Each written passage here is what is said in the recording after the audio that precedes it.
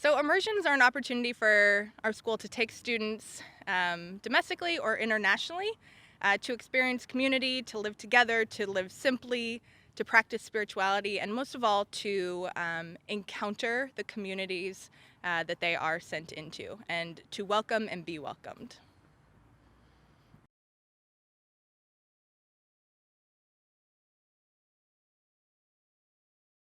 So my first year in my current role at St. Francis High School, I'm the immersion coordinator, and I had just sent off 12 immersions with 10 students each on these week-long, 2-week-long immersions to different areas in the US or internationally. And upon coming back, I had a student who just asked if I would sit down with her, and she wanted to talk about her immersion. And immediately I was like a little nervous of, oh God, what went wrong? And so we sat down in the campus ministry office, and I just sat there, and she proceeded to just tell me about her immersion and tell me about her whole experience and everything that she felt while she was on the immersion.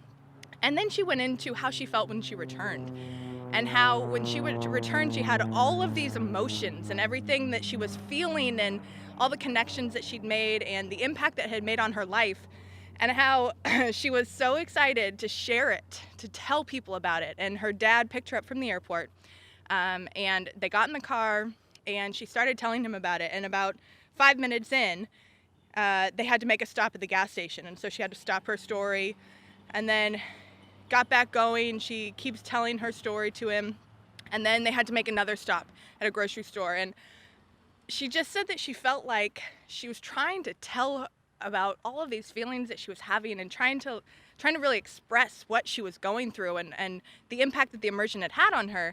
And she just felt like her dad didn't care.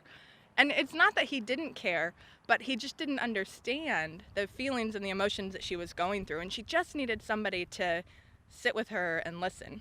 And so I got to be that person, and I ended up sitting there with her for, it was about an hour and a half actually, that we sat there and talked.